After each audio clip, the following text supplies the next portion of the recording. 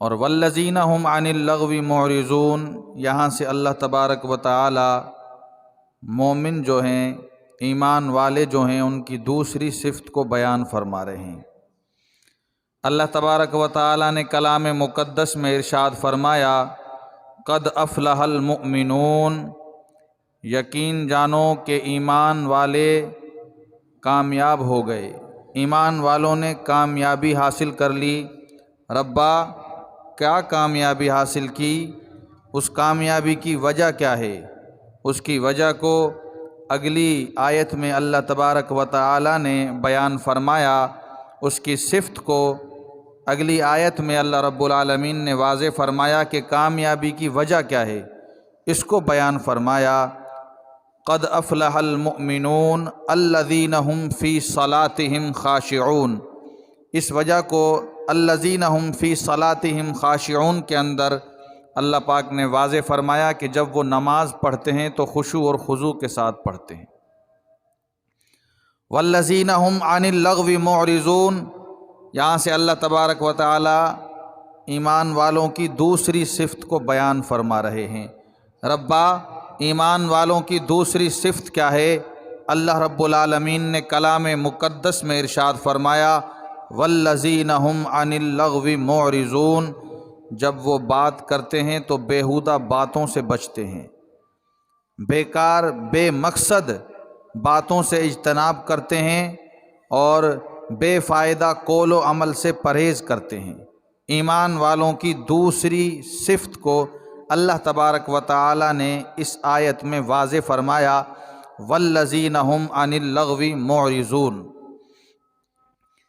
اسی پر اللہ کے نبی جناب رسول اللہ صلی اللہ علیہ وسلم نے ارشاد فرمایا، من کان یؤمن باللہ والیوم الآخر فلیأکل خیرا او لیصمت۔ حضور صلی اللہ علیہ وسلم نے ارشاد فرمایا کہ جو شخص اللہ پر ایمان رکھتا ہو اور قیامت کے دن پر، اس کو چاہیے کہ اپنی زبان کو بند رکھے، خاموشی اختیار کرے۔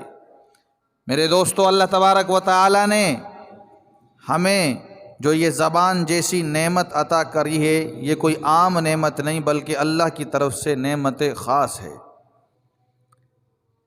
اسی کے بارے میں میرے استاد محترم شیخ الاسلام حضرت مولانا علامہ مفتی محمد تقی عثمانی دامت برکاتہم ایک بات سمجھایا کرتے ہیں کہ اللہ تبارک و تعالی نے انسان کو جو یہ زبان عطا کی ہے، خالق کائنات نے اس جسم پر، اس وجود پر ایک مشین کے طور پر اللہ نے اس زبان کو انسان کے جسم میں لگایا ہے، اور اللہ نے یہ جو بولنے والی مشین ہمیں عطا فرمائی ہے، میرے دوستو، یہ کوئی عام بات نہیں ہے بلکہ یہ بات بڑی خاص ہے اگر اس پہ غور اور فکر کیا جائے تو۔ یہ جسم پر مشین جو اللہ پاک نے لگائی ہے، یہ ہمیں فری میں ملی ہے، اس میں ہمارا خرچہ نہیں لگا کہ 2000 10,000 20,000 50,000 میں یہ ہمیں ملی ہو، یہ اللہ کی طرف سے ہمیں فری میں ملی ہے۔ اور آپ اس چیز کا مشاہدہ کریں کہ یہ انسان اتنا بے حصہ ہے کہ جو چیز اس کو بغیر تکلیف اور مشقت کے مل جائے اس کی قدر نہیں کرتا۔ تو ہمیں چاہیے کہ یہ جو مشین جو زبان کی صورت میں اللہ تعالیٰ نے ہمیں عطا فرمائی ہے، اس کی قدر کریں۔ میرے دوستو، یہ زبان ہی ہے کہ جو بڑی بڑی لڑائیاں کروا دیتی ہے، یہ زبان ہی ہے جس سے بڑے بڑے جھگڑے ہو جاتے ہیں، یہ زبان ہی ہے جو آپس میں دوستوں کو لڑا دیتی ہے، یہ زبان ہی ہے دو رشتہ دار ایک دوسرے کے دشمن بن جاتے ہیں، یہ زبان ہی ہے جس سے میاں بیوی الگ الگ ہو جاتے ہیں، یہ زبان ہی ہے جس سے کئی قسم کے فتنے اٹھتے ہیں۔ میرے دوستو، ہمیں چاہیے اس کی حفاظت کریں۔ یہ زبان وہ چیز ہے کہ اگر آدمی با ادب ہو تو اس کو بے ادب کر دیتی ہے، یہ زبان وہ ہے جو شرافت والا ہو تو اس کو بدکار بنا دیتی ہے، یہ زبان ہی ہے کہ آدمی ایماندار ہو تو اس کو بے ایمان بنا دیتی ہے۔ تو ہمیں چاہیے، کوشش کرنی چاہیے کہ اس زبان کی حفاظت کریں۔ اللہ کے نبی جناب محمد الرسول اللہ صلی اللہ علیہ وسلم نے ارشاد فرمایا، من صمت نجا، جس نے اپنی زبان کو لگام دی، زبان کو قابو میں رکھا، خاموش رہا، من صمت نجا، اس نے نجات پالی، اس نے نجات پالی۔ یہ زبان وہ چیز ہے اگر مسائل کے اندر اس کو اگر روک لیا جائے، اس کو لگام ڈال دی جائے تو انسان کئی قسم کے جھگڑوں سے بچ سکتا ہے، کئی قسم کی پریشانیوں سے بچ سکتا ہے۔ میرے دوستو، یہ زبان وہ چیز ہے کہ اگر اس کو ہم اللہ کے ذکر سے خالی کر دیں گے تو یہ دوسری لغویات میں پڑ جائے گی۔ پھر اس زبان سے ہم گالی بھی دیں گے، بیہودہ گفتگو بھی کریں گے، بیہودہ جملے بھی کہیں گے، جس سے کئی قسم کے جھگڑے اور لڑائیاں پیدا ہو جاتی ہیں۔ میرے دوستو، لقمان حکیم کا نام آپ نے سنا ہوگا، اور حکمت کے اعتبار سے ساری دنیا انہیں جانتی ہے۔ کوئی ایسا مشکل سے ہوگا کہ جو لقمان حکیم رحمۃ اللہ علیہ کے نام سے واقف نہ ہو۔ لقمان حکیم رحمۃ اللہ علیہ کو اس کے آقا نے بلایا، کہا لقمان حکیم ذرا میری بات تو سن، ایسا کر کہ مجھے بکری ذبح کر اور اس کا گوشت کھلا، اور بکری کو ذبح کرنے کے بعد اس کے اندر سے 2 ٹکڑے جو نفیس اور عمدہ ہوں کھانے کے اندر، وہ 2 ٹکڑے لانا، باقی سب چھوڑ دینا۔ لقمان حکیم اپنے آقا کی حکم کی تعمیل کرتے ہوئے بکری کو ذبح کرتا ہے، اور ذبح کر کر اس میں سے جو عمدہ اور نفیس ٹکڑے ہوتے ہیں 2، ان کو پیش کرتا ہے۔ وہ عمدہ اور نفیس ٹکڑے جن کو لقمان حکیم اپنے آقا کے سامنے پیش کرتا ہے وہ کون سے ہیں؟ ایک بکری کا دل لاتا ہے اور دوسرا اس کی زبان لاتا ہے۔ کہا حضرت یہ 2 چیزیں ہیں جو اس میں نفیس ہیں اور عمدہ ہیں۔ تو آقا لقمان حکیم سے کہنے لگا کہ تجھے بکری کے اندر کوئی اور ایسا ٹکڑا اس سے اچھا نہیں ملا کیا؟ بس یہی تھے کیا؟ دل اور زبان تھی جو تو لایا، اور کچھ نہ تھا؟ تو لقمان حکیم آقا کے سامنے خاموش رہے، خاموش کھڑے رہے۔ بس کچھ دیر گزری، آقا نے کہا کہ لقمان حکیم دوسری بکری ذبح کر، اس بکری میں سے 2 ٹکڑے ایسے لے کے آ جو بدترین ٹکڑے ہوں۔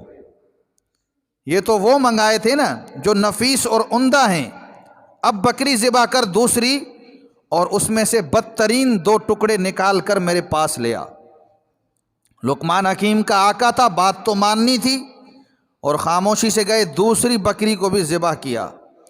ذبح کر کر پھر یہی 2 ٹکڑے لا کر آقا کے سامنے رکھ دیے، ایک دل اور دوسری زبان۔ آقا نے جب دیکھا تو دیکھ کر لقمان حکیم کی طرف دیکھا کہ ذرا بات تو سمجھاؤ کہ جب میں نے آپ سے کہا کہ بھئی بکری ذبح کرو اور 2 نفیس اور اچھے عمدہ 2 ٹکڑے میرے پاس لاؤ، تو آپ لے کر آئے بکری کا دل اور اس کی زبان، اور جب میں نے دوبارہ آپ کو حکم کیا کہ بھئی بکری ذبح کرو اور بیکار اور بدتر جو گوشت کے 2 ٹکڑے ہیں وہ لے کر آؤ، تب بھی آپ دل اور زبان لائے، وجہ کیا ہے؟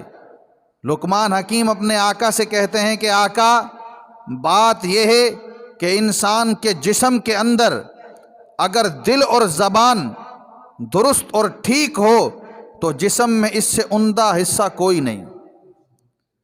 اگر انسان کے جسم میں یا جانور کے جسم میں دل اور زبان سے اگر کوئی برا ٹکڑا ہو تو جسم میں کوئی اچھا ٹکڑا ہو نہیں سکتا۔ یہ دل اور زبان ایسی چیز ہے کہ اگر انسان کا دل درست ہے اور زبان درست ہے تو میں کہتا ہوں کہ انسان یہ 100% پرفیکٹ ہے۔ اگر انسان کا دل اور اس کی زبان درست نہیں تو یہ انسان نہیں بلکہ جانور ہے۔ تو اس بات سے ہمیں یہ سبق لینا چاہیے کہ اس جسم کے اندر اس دل کی کتنی اہمیت ہے، اس جسم کے اندر انسان کی زبان کی کتنی اہمیت ہے، جو اللہ بھی بتلا رہا ہے اور اللہ کا رسول بھی بتلا رہا ہے۔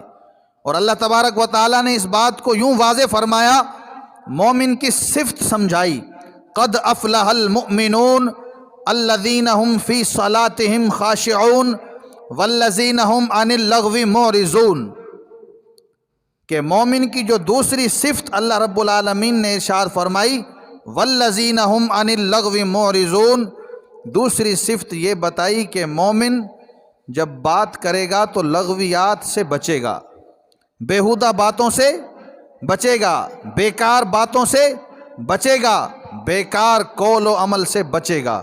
یہ مومن کی دوسری صفت اللہ رب العالمین نے ارشاد فرمائی۔ اور سورۃ المومنون کے شروع میں قد افلح المؤمنون کہہ کر اللہ تبارک و تعالی نے اس بات کو واضح کر دیا کہ ایمان والوں نے کامیابی حاصل کر لی۔ ربا کیا کامیابی ہے؟ ان کی پہلی صفت یہ ہے ایمان والوں کی کہ جب یہ نماز پڑھتے ہیں تو بڑے خشوع اور خضوع سے پڑھتے ہیں۔ اگلی آیت میں ایمان والوں کی دوسری صفت کو اللہ رب العالمین نے بیان فرمایا، والذین هم عن اللغو معرضون، جب یہ بات کرتے ہیں تو لغویات سے بچتے ہیں، بیہودہ باتوں سے بچتے ہیں اور بیہودہ قول و فعل و عمل سے بچتے ہیں۔ تو یہ مومن کی دوسری صفت ارشاد فرمائی گئی۔ آپ نے دیکھا ہوگا بعض لوگوں کی عادت ہوتی ہے، بہت زیادہ باتونی ہوتے ہیں، بہت زیادہ باتیں بناتے ہیں۔ تو یاد رکھو جو زیادہ باتیں بنائے اور بہت زیادہ بولے تو اس کا دل باطنی بیماریوں کا شکار بن جاتا ہے، اس کا دل زندہ ہوتے ہوئے بھی مر جاتا ہے۔ اس پر ایک چھوٹا سا لطیفہ مجھے یاد آیا، اب دل کر رہا ہے کہ دوستوں کو سنا دوں کہ ایک لڑکی تھی، اس کے رخصتی کا وقت آ گیا اور وہ بہت زیادہ باتیں کرتی تھی، باتیں بہت کرتی تھی۔ جب اس کے رخصتی کا وقت آیا تو اس لڑکی کی والدہ نے اپنی بیٹی سے کہا کہ بیٹی اب آپ سسرال جا رہی ہو نا، تو وہاں زیادہ بات نہیں بنانا، زیادہ بات نہ کرنا، اگر تم زیادہ باتیں کرو گی تو ان کو جو ہے نا یہ بات پسند نہیں آئے گی، جتنا ہو سکے خاموش رہنا، اسی میں بہتری ہے۔ یہ بچی جب اپنے گھر چلی گئی تو ساس جب اس سے ملنے کے لیے آئی تو السلام علیکم، وعلیکم السلام، بس جو مختصر بات ہوتی ہے۔ ایک دن گزرا، دوسرا دن گزرا، ساس اپنی بہو کے پاس آئی، کہنے لگی کہ بیٹا آپ کچھ بولا تو کرو، ہم تو آپ کی آواز جو ہے نا سننے کے لیے ترس رہے ہیں، آپ بولتی ہی نہیں ہو، وجہ کیا ہے؟ کہا ساسو ماں بات یہ ہے کہ میری امی جو ہے نا اس نے مجھے منع کیا ہے کہ آپ کم بولا کرو، زیادہ بات نہ کیا کرو۔ کہ بیٹا ایسی کوئی بات نہیں ہے، میں بھی آپ کی امی ہوں، میں بھی آپ کی امی ہوں اور آپ مجھے اپنی امی سمجھ کر بات کریں۔ کیوں نہیں بات کر رہی؟ میں بھی آپ کی امی جان ہوں، بات کریں۔ کہا کہ بڑی اماں اگر آپ کہتی ہو تو میں بات کر لیتی ہوں۔ کہا کہ بڑی اماں مجھے آپ یہ بتائیں کہ اگر آپ کا بیٹا جو ہے نا وہ مر جائے تو آپ مجھے یہ بتائیں کہ میری دوسری شادی کروا دیں گی یا مجھے یہیں رکھیں گی؟ میری دوسری شادی کروائیں گی یا مجھے یہیں رکھیں گی؟ تو وہ اماں جان تھی نا، جو بڑی اماں جان، وہ بیچاری اتنا گھبرا گئی اور گھبرا کر بولی کہ بیٹا تیری خاموشی کا راز میں سمجھ گئی، بس اللہ کو مان، اپنی زبان کو قابو میں رکھ۔ تو حضور نے فرمایا من صمت نجا، او کما قال علیہ الصلاۃ والسلام، جس نے خاموشی اختیار کی اس نے نجات پالی۔ اگلی حدیث میں اللہ کے نبی نے ارشاد فرمایا قال رسول اللہ صلی اللہ علیہ وسلم من کان یؤمن باللہ والیوم الآخر فلیقل خیرا او لیصمت، جو دنیا اور آخرت پر ایمان رکھتا ہے اور اللہ پر ایمان رکھتا ہے تو اسے چاہیے کہ وہ خاموشی اختیار کرے۔ حضرت ابو سعید خدری رضی اللہ عنہ فرماتے ہیں کہ اللہ کے نبی جناب رسول اللہ صلی اللہ علیہ وسلم نے ارشاد فرمایا کہ جب صبح کا وقت ہوتا ہے نا، انسان صبح اٹھتا ہے تو اس کے سارے اعضاء زبان کی طرف متوجہ ہوتے ہیں اور متوجہ ہو کر کہتے ہیں کہ اے زبان اللہ سے ڈرنا، اس لیے کہ ہم سب کے سب تابع ہیں تیرے، ہم سب تیرے تابع ہیں، اللہ سے ڈرنا۔ اگر تو ٹیڑھی ہو گئی تو ہم سب بھی ٹیڑھے ہو جائیں گے، اگر تو ہو گئی سیدھی تو ہم سب بھی سیدھے ہو جائیں گے۔ اللہ تبارک و تعالی ہم سب کو اس پر عمل کرنے کی توفیق عطا فرمائے۔